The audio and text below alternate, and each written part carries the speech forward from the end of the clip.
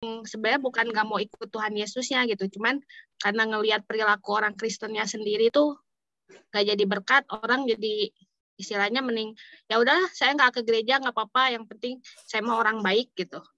Ada kan yang jadi kayak gitu. Nah cuman buat di kehidupan keluarga khususnya buat anak-anak gitu, kalau kita punya pandangan seperti itu dampaknya apa ya buat keluarga khususnya buat anak-anak. Terima kasih. Ya, mungkin saya perjelas, misalnya istri ke gereja, kan paling banyak kondisi itu istri yang ke gereja ya. Ada waktu juga lebih, punya ikut pendalaman Alkitab, ikut cell group atau family altar atau pemuritan, istrinya lebih beribadah. Nah suaminya mungkin Kristen juga tapi nggak beribadah, atau malah lebih lagi bukan Kristen. Lalu suaminya dalam kondisi seperti ini menjadi kondisi yang ditanyakan ibu tadi, gitu ya. Gimana kalau pasangannya nggak mau ikut ibadah? Ya, kondisi yang ideal adalah suami sebagai imam dalam keluarga menjadi pemimpin rohani. Kalau tadi dalam slide-slide yang tadi saya munculkan adalah itu harusnya spiritual leader. Tapi juga justru tadi sebenarnya tak kasih pertanyaan juga di situ. Bagaimana kalau my husband is not a spiritual leader? Gimana kalau suami saya bukan seorang pemimpin spiritual, nggak rohani, nggak bertobat, belum lahir baru, judi, bahkan lebih parah lagi dia selingkuh, main perempuan dan sebagainya. Nah, ini tentu keadaan yang tidak ideal. Dan hidup itu yang begitu. Kita punya visi misi adalah keadaan ideal. Dan kita selalu berangkat dari keadaan yang tidak ideal. Nggak ada yang lahir ideal, menikah ideal, tapi kita berangkat dari ketidakidealan. Nah, tentu kalau pertanyaannya apakah ada pengaruh, oh pasti. Ya, salah satu tidak rohani, yaitu akan mempengaruhi. Apalagi kalau ketidakrohanian itu membawa perdebatan ketidaksehatian di dalam mendidik anak. Yang satu bilang boleh, satu nggak bilang boleh, karena dasar moralnya berbeda, dasar etikanya berbeda, dasar nilai-nilainya berbeda. Jelas akan mempengaruhi pertumbuh kembang kedewasaan psikologis anak maupun tumbuh kembang kedewasaan kerohanian anak. Nah, tapi keadaan ini tentu bisa disiasati. Jadi misalnya suaminya yang tidak ke gereja, nggak rohani, bahkan mungkin bukan in absent father ya. In absent father itu ayahnya ada, tapi tidak hadir atau tidak berperan. Jadi ya ibunya yang berperan. Yang lebih parah kan toxic father. Toxic father itu meracuni gitu. Dia pulang bak perempuan, dia mabuk di rumah, dia kasih label anaknya negatif, udah toxic. Nah, tapi jangan khawatir. Kalau punya istri atau suami toxic gitu, kan kita penawarnya gitu ya. Kita hidup ini kalau penuh kasih kita jadi penawar gitu. Jadi saya pernah ditanya sama orang, "Pak, kalau kita punya orang lain, sahabat, kenalan yang toksik gimana?" Nggak masalah. Loh kenapa nggak masalah? Kan saya penawarnya. Saya penawar racunnya. Hidup saya dengan Tuhan Yesus, hati saya penuh kasih, saya mewarnai dunia ini, itulah penawarnya gitu ya. Sama misalnya kayak toksik itu kentut gitu. Kalau saya ilustrasi yang biar nggak serius gitu, Pak. Kalau ada kentut gimana? Ya tutup hidung, atau jangan dihirup, atau kipas-kipas, selesai. Kita nggak perlu menghindari orang yang kentut gitu ya, kentutnya aja yang dihindarin gitu. Jadi toxic itu ya toxic husband katakanlah begitu, toxic father. Nah, maka ini tidak mudah tentunya ya, ini tidak mudah.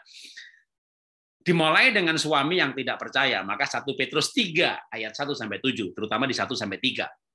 Istri-istri hormat tunduk suami, hidup saleh, hidup sederhana, jangan pakai rambut kepang-kepang yang mahal, perhiasan yang mahal, itu diajarkan mengenai kesederhanaan. Lalu kenapa? Di Petrus 3, 1-3 itu dikatakan, supaya apabila ada suami yang tidak percaya firman, mereka akan dimenangkan tanpa perkataan ketika mereka melihat bagaimana engkau salehnya hidup. Jadi dalam kondisi suami tidak percaya, istri diajarkan untuk lebih tunduk, lebih soleh, lebih sederhana, supaya bisa memenangkan suaminya dengan kesalehan.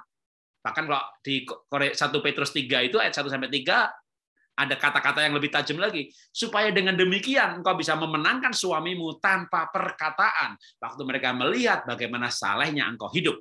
Jadi suami itu akan dimenangkan tanpa perkataan karena suami nggak suka dikata-katai. Laki-laki itu tidak akan bertobat karena apa yang dia dengar, karena laki-laki emang nggak bisa mendengar. Laki-laki itu suaminya itu, ibu-ibu kalau punya suami bisa dilihat sebentar telinganya, sambil melihat telinganya itu berkata dalam hati, oh itu cuma aksesoris. Jadi saya bilang laki-laki itu telinganya cuma aksesoris, nggak ada fungsinya itu di situ. Maka banyak laki-laki itu nggak bisa mendengar. Tapi laki-laki matanya kuat, maka Thomas berkata, kalau aku melihat, aku percaya. Daud jatuh juga karena dia melihat Batseba.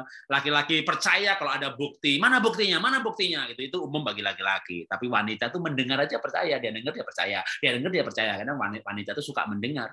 Bahkan wanita itu bertanya tidak untuk mendengar. Bertanya tidak untuk tahu, tapi untuk mendengar. Karena dia bertanya untuk hal yang sudah tahu. Makan apa, Pak? Bakmi. Enak, Pak? Ya enak, namanya bakmi. Ngapain sih ditanyakan gitu kan? Karena istri nggak mau, bukan pengen tahu bakminya enak apa enggak. Dia mau dengar, dia mau dengar, dia mau dengar gitu. Jadi wanita itu memang pengen mendengar. Tapi laki-laki itu nggak mau mendengar. Makanya laki-laki jangan diomongin gitu ya. Kalau punya suami belum bertobat itu jangan diomongin. Makin diomongin makin kamu tuh jangan begitu. Kalau kamu itu aku tuh sakit hati, aku tuh sedih. Dia oh begitu cara bikin sedih. Oke, gue bikin lagi nanti dia tambah sedih lagi. Biar cepat mati loh sekalian begitu. Jadi laki-laki itu nggak bisa diomongin. Lalu gimana dong? Yaitu Alkitab berkata, tunduk, soleh, sederhana, supaya dia melihat bagaimana soleh, lalu dia dimenangkan tanpa perkataan. Jadi suami akan dimenangkan tanpa perkataan. Nah, banyak suami tidak bertobat karena ibunya banyak perkataan. Jadi ibu-ibu mungkin perlu mengurangi perkataan, menambahkan kesolehan. Ya, itu nggak gampang. Ibu suruh mengurangi perkataan itu nggak gampang. Ya itu sama susahnya kalau suami juga suruh ngurangin makan gitu ya. Ibu bisa nggak makan, yang penting ngomong gitu kan. Tapi kalau ibu suruh puasa ngomong, itu kayak sama aja harus suruh orang bunuh diri gitu. Maka ibu boleh ngomong dengan Tuhan, banyakin doanya, sharing di tempat yang lain. Tapi sama suami nggak usah ngomong dulu gitu ya. Itu emang tidak mudah, tapi itulah caranya. Kalau sampai suaminya toksik atau belum bertobat. Karena perceraian bukan solusi, perceraian bukan jalan keluar. Ketika punya suami yang tidak seiman, tidak percaya, penjudi, pemabuk, maka obsesinya adalah obsesi normalnya. Saya lahir baru, saya punya kepastian keselamatan, saya pasti masuk surga. Dan orang yang saya nikahi, yang melahirkan anak saya, belum pasti masuk surga. Aku pengen dia ke surga. Tuhan, sebelum aku mati, sebelum pasangan saya mati, beri saya kesempatan membawa dia ke surga. Maka kerinduannya harusnya adalah menyelamatkan suaminya. Jadi kerinduan yang sangat logis bagi orang yang punya kepastian masuk surga, dilahirkan kembali adalah melahirkan kembali orang lain, membawa orang lain ke surga. Jadi menurut saya kalau punya pasangan, baik suami atau istri, mungkin dan juga sebaliknya ya, punya anak, punya orang tua bahkan, maka ketika mereka adalah pemabuk, penyudi, penyembah berhala, anggap aja itu objek yang harus dilayani. Ibu pernah mengadopsi sebuah suku, atau sebuah keluarga, kita puasa untuk mereka, kita nabung untuk mereka, kita pergi berbuat baik, kita bawa dokter pengobatan, baru kita PI pribadi. Nah udah suami dianggap aja suku terabekan gitu ya. Yang kita berpuasa untuk mereka, berdoa buat mereka, meratap buat mereka, sampai akhirnya Tuhan kasih kesempatan nanti bisa berbicara. Dan mungkin suami akan tertarik kan, ini kenapa ya istri digebukin, diam aja nggak ngelawan, dibentak-bentak nggak ngelawan, tetap senyum, melayani, ini makhluk ajaib. Mungkin sampai suatu ketika dia tergelitik kali. Kenapa sih kamu baik banget gitu? Karena saya sayang kamu. Kan saya pengen kamu masuk surga bareng-bareng sama saya. Kan saya pasti masuk surga. Nah, cerita soal keselamatan yang dialami gitu ya, hidup baru dengan Tuhan. Percaya saya dah, cepat atau lambat itu kita itu akan mengalahkan dunia ini. Ya, jadi kebaikan itu selalu mengalahkan kejahatan. Jadi kita mesti memenangkan pasangan yang belum selamat.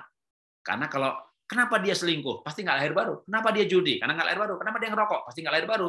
Jadi jangan disinggung rokoknya. Singgung aja keselamatannya. Lebih fokus bagaimana menyelamatkan suami. Karena kalau dia lahir baru, nanti Roh Kudus yang dalam dirinya akan membawa dia pada pengertian yang lain. Ya, jadi kalau misalnya bentuk praktisnya nih, suami saya ngerokok Pak gitu. Ya pokoknya yang penting kalau dia ngerokok jangan diisep aja asapnya. Ya, dalam arti ya kita pindah ruangan, karena perokok pasif kan lebih berbahaya daripada perokok aktif. Tapi kita nggak usah marah-marahin soal rokoknya. Tapi kalau dia lahir baru, pasti dia akan menjaga bait Allahnya. Hal-hal yang merusak bait Allah dia akan hindari dengan sendirinya. Tapi kalau nggak lahir baru, ya nggak masuk akalnya. Karena akalnya, logikanya kan bukan logika firman. Jadi fokuslah pada keselamatan anggota keluarga yang lain. Ya, sehingga orang yang dewasa rohani adalah kerinduannya memenangkan jiwa yang lain. Nah, dalam konteksnya adalah keluarga. Begitu anggota keluarga itu dimenangkan, waduh, relasinya roh. Relasinya itu kuat sekali. Saya bukan orang Kristen dulunya, agama lain. Lalu saya lahir baru oleh Kak Yeremia Rim almarhum. Kalau nanti saya di sorga, yang saya cari dulu Kak Yer loh. Saya mau bilang bahwa saya ada di sorga ini karena Kak Yer. Sampai dia sudah meninggal pun saya masih hormat banget. Karena saya tuh masuk sorga gara-gara dia. Waktu dia hidup, aduh, dia di Bogor, dia di Jakarta, pokoknya kalau saya masih bisa hadir, saya akan kejar kehadirannya. Kenapa? Dia bikin saya masuk sorga. Maka saya hormat banget sama dia. Kira-kira gimana ya kalau ibu bikin anak masuk sorga? Jadi anak itu mungkin masih playgroup TK, nggak ngerti arti kekekalan. Tapi ibu, bapak-bapak bikin anaknya lahir baru. Nanti dia remaja, nanti dia dewasa, makin mengerti arti kekekalan, dia akan menghormati bapak ibu sebagai bapak rohaninya. Nggak ada yang istilah anak berontak, nggak ada. Anak-anak akan hormat kepada bapak ibu karena bapak ibu yang bawa mereka ke sorga. Jadi relasinya itu kuat sekali. Nah, sama juga. Gimana kalau istri atau suami itu suatu saat sampai sadar, aku ini masuk surga gara-gara dia. Wah, jadi itu relasi yang kuat sekali. Karena itu Bapak Ibu yang sudah, atau yang baru sendirian ikut Tuhan, dan pasangannya belum, atau anaknya belum, orang tuanya belum, itu betul-betul jadikan proyek kekekalan. Proyek utama. Ya, nggak tahu Tuhan izinkan nanti berapa lama, tapi minta dikasih kesempatan, ibu bapaklah yang menyelamatkan pasangan. Ibu bapaklah yang menyelamatkan orang tua bahkan, gitu ya. Kalau anak lebih gampang karena kita punya otoritas kepada anak. Tapi istri kepada suami lebih susah. Suami menyelamatkan istri lebih gampang. Maka waktu seorang suami bertobat, Tuhan itu kan Paulus bilangnya kan sama kepada seorang laki-laki, engkau dan seisi rumahmu akan diselamatkan. Itu lebih gampang, ya. Tapi bukan berarti nggak bisa kalau seorang ibu yang dimulai dengan menyelamatkan. Ya. Oke, Tuhan berkati.